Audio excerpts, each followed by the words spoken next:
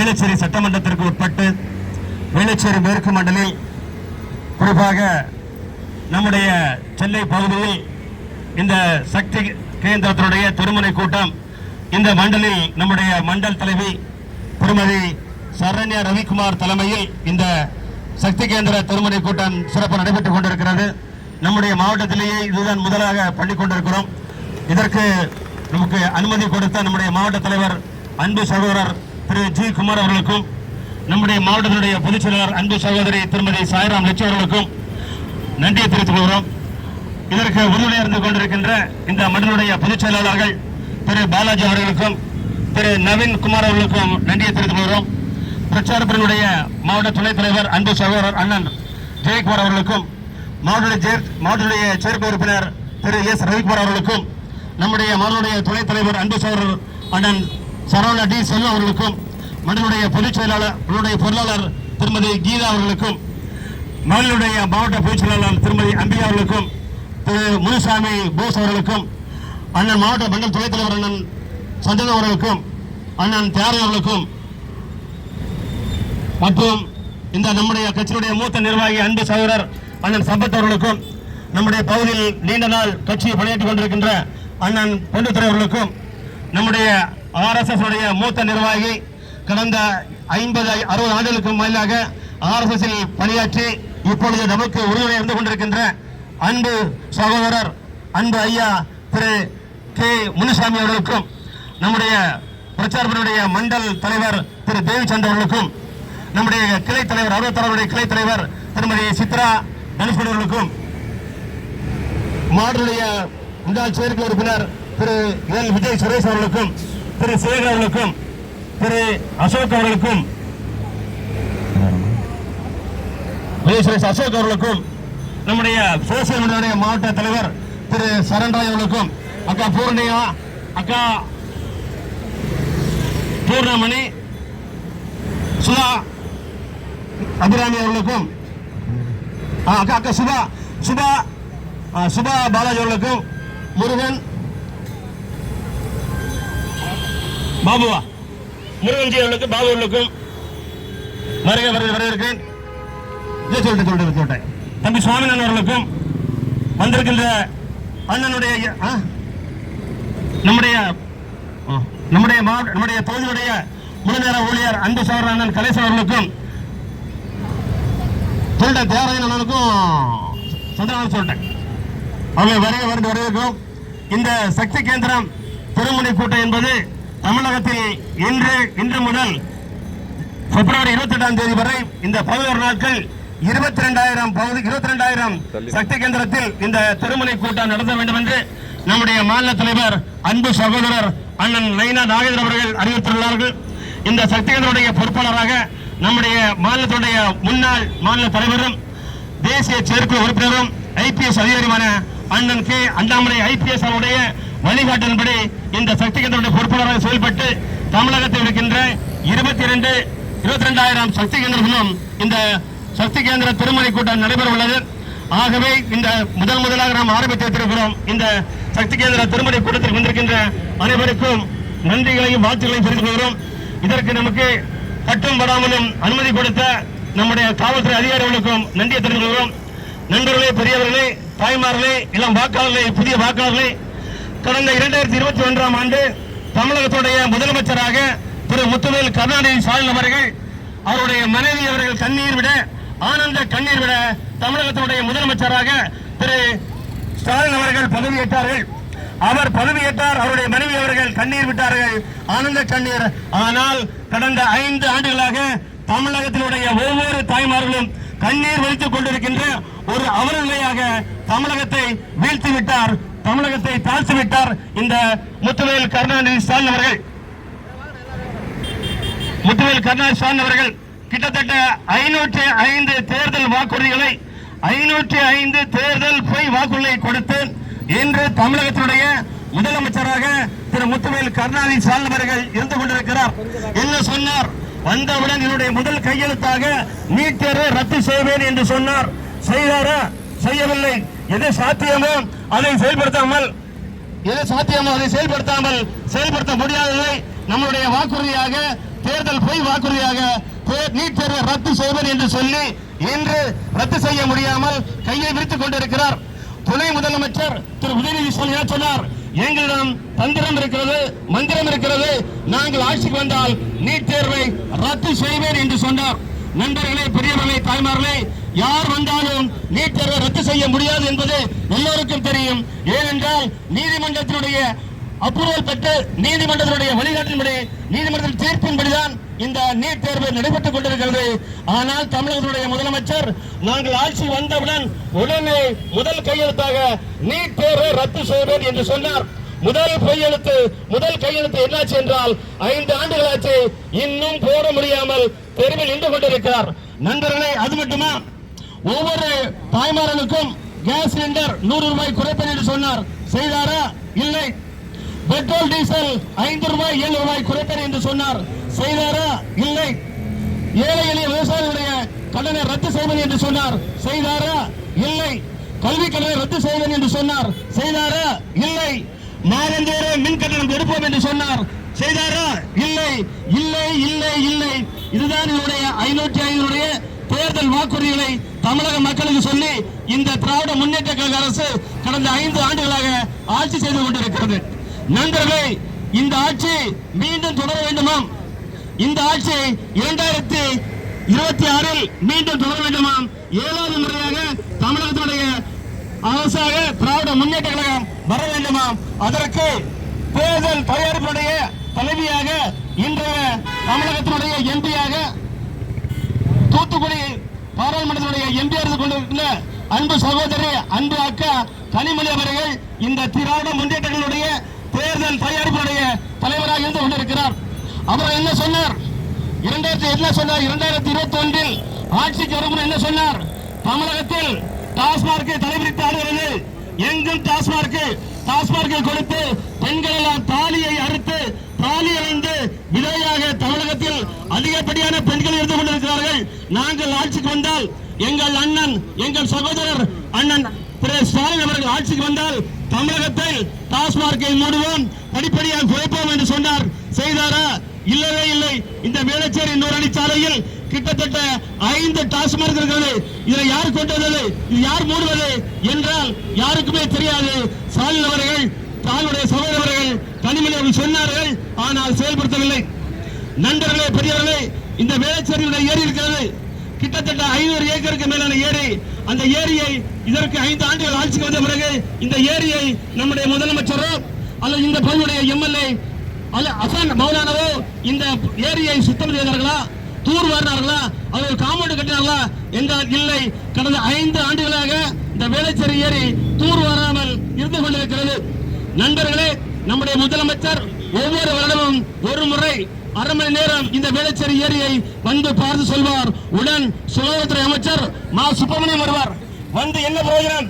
அந்த ஆகாய தாமரை கூட அவர்கள் முழுமையாக மாற்ற முடியவில்லை. அந்த ஏரியை சுத்தம் செய்யவில்லை. அந்த ஏரி பாலடைந்து கிடக்கிறது. அதுக்கே இந்த வேளச்சேரி சட்டமன்றத்தில் இன்றைய ஆண்டு கொண்டிருக்கின்ற திராவிட முன்னேற்றங்களுடைய அரசுடைய சாட்சியாக அவலமாக வேளச்சேரி ஏரி இருந்து கொண்டிருக்கிறது. அதனுடைய நீண்ட நாள் அண்ணா திராவிட முன்னேற்ற கழகத்தில் பணியாற்றி கொண்டிருக்கின்ற அன்பு சகோதரர் அண்ணன் மூர்த்தி அவர்களை வருக வருக என்று வரவேற்கிறோம். பகுதி செயலாளர், வேளச்சேரியுடைய பகுதி செயலாளர் அன்பு சகோதரர் அண்ணன் மூர்த்தி அவர்களை வருக வருக என்று வரவேற்கிறோம். அண்ணனுடைய கட்சியுடைய ஆட்சி தமிழகத்தில் மலர வேண்டும். கடந்த 10 ஆண்டுகள் 2011 முதல் 2021 வரை தமிழகத்தில் சிறப்பாக ஆட்சி செய்வது நம்முடைய அண்ணா திராவிட முன்னேற்ற கழகம். ஒரு 2011 முதல் 2016 வரை நம்முடைய அம்மா செல்வி புரட்சி தலைவி அம்மா அவர்கள் ஆட்சி செய்தார்கள். அவர்களுடைய எதிர்பாராத மரணத்தை தொடர்ந்து நம்முடைய எடப்பாடி அவர்கள் மக்களால் தேர்ந்தெடுக்கப்பட்ட எம்எல்ஏக்களால் தேர்ந்தெடுக்கப்பட்டு தமிழகத்தினுடைய முதலமைச்சராக வந்தார்கள். அவருடைய ஆட்சி உண்மையிலேயே பொற்காலம். அவர் ஒரு அடிமட்ட ஒரு ஏழை அடிமட்டத்தினுடைய ஒரு கிளை செயலாளராக, ஒரு பகுதியுடைய செயலாளராக, ஒரு ஒன்றியத்தினுடைய தலைவராக, ஒரு எம்எல்ஏவாக, ஒரு எம்பியாக, ஒரு மந்திரியாக, ஒரு முதலமைச்சராக வந்து இன்று அண்ணா திராவிட முன்னேற்ற கழகத்துடைய பொதுச் செயலாளராக வந்திருக்கிறார் என்றால் அது மக்களுக்கு ஆட்சியை நல்ல ஆட்சியை கொடுக்கின்ற வண்ணமாக மக்களுடைய கஷ்டங்களை தெரிந்த தலைவராக ஐயா எடப்பாடி பழனிசாமி அவர்கள் இன்றைய தமிழகத்துடைய தேசிய ஜனநாயகனுடைய முதலமைச்சர் வேட்பாளர் இருந்து கொண்டிருக்கிறார். நண்பர்களே, பெரியவர்களே, திரு எடப்பாடி பழனிசாமி அவர்களுக்கு அடுத்த 2026 மே மாதம் நடைபெறுகின்ற சட்டமன்ற தேர்தலில் மிகப்பெரிய வாக்குகளை பெற்று தமிழகத்தில் ஒரு மாற்றத்தை ஏற்படுத்த உள்ளார்கள். கடந்த கொரோனா காலத்தில் ஐயா எடப்பாடி பழனிசாமி அவர்கள் கடைகளெல்லாம் மூடிவிட்டார்கள், தொழிற்சாலைகள் எல்லாம் மூடிவிட்டார்கள். எங்கும் மூடல், எங்கும் செல்ல முடியாது. மிகப்பெரிய கொடிய நோயான கொரோனாவில் எல்லோரும் வீட்டுக்குள் முடங்கி இருந்தோம். அப்பொழுது கடந்த அந்த காலத்தில் 2019, 2020 நம்முடைய முன்னாள் முதலமைச்சராக இருந்த ஐயா எடப்பாடி பழனிசாமியுடைய செயல்பாடு பாராட்டுக்குரியது. அந்த கொரோனா காலத்திலும் மக்களுக்கு, விடுமுறை காலத்திலும் மக்களுக்கு எந்தவித குறையும் இல்லாமல் தமிழக மக்களை சீரும் சிறப்பாக வழிநடத்தினார்கள். அந்த காலகட்டத்தில் தான் +2 மாணவர்களுக்கும், 10th மாணவர்களுக்கும், கல்லூரி மாணவர்களுக்கும் ஆல் பாஸ். ஏனென்றால் கல்லூரிக்கு, பள்ளிக்கு போக முடியாத மாணவர்கள் எப்படி தேர்வு முடியும்? தேர்வு முடியாது. அந்த ஒரு நல்ல எண்ணத்தில் அந்த காலகட்டத்தில் 2021 +2, 10th கல்லூரி மாணவர்களுக்கெல்லாம் ஆல் பாஸ் கொடுத்தவர் நம்முடைய முன்னாள் முதலமைச்சர் ஐயா எடப்பாடி பழனிசாமி அவர்கள். அவருடைய ஆட்சியில்தான் கார்பரேஷன் பள்ளியில், அரசு பள்ளி படிக்கின்ற மாணவர்களும் டாக்டர் ஆக வேண்டும், மருத்துவர் ஆக வேண்டும் என்ற எண்ணத்தில் 7.5 இடஒதுக்கீடை கொடுத்து ஏழை எளிய மக்கள், தமிழகத்தைச் சேர்ந்த கிட்டத்தட்ட 2000 மக்கள் எந்தவித செலவும் இல்லாமல் அரசுடைய பங்களிப்பால், அரசுடைய உதவியால் இன்று கிட்டத்தட்ட ஒவ்வொரு ஆண்டும் 2000 மாணவர்கள் MBBS படித்துக் கொண்டிருக்கிறார்கள் என்றால் அதற்கு மூல காரணம், முக்கிய காரணம் நம்முடைய முன்னாள் முதலமைச்சர் திரு எடப்பாடி பழனிசாமி அவர்கள். நண்பர்களே, அவர்தான் இந்த பகுதியில் இருக்கின்ற அந்த பிளாஸ்டிக்கை ஒழித்தவர் நம்முடைய முன்னாள் முதலமைச்சர்.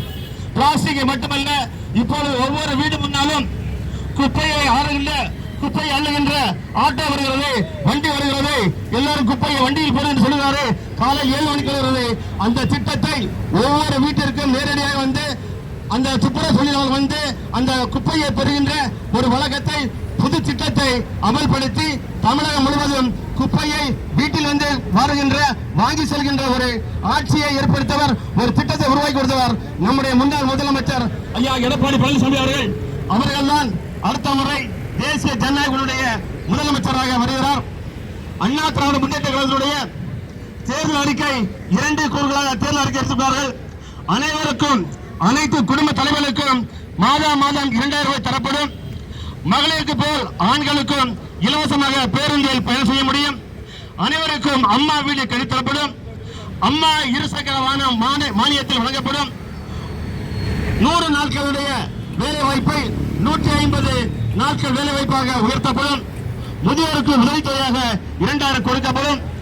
ஆண்டுக்கு ஒவ்வொரு குடும்பத்திற்கும், ஒவ்வொரு வீட்டிற்கும் 3 கேஸ் சிலிண்டர் இலவசமாக கொடுக்கப்படும். அது மட்டுமல்லாமல் மாணவர்களுக்கு கல்வி கடனை ரத்து செய்யப்படும்.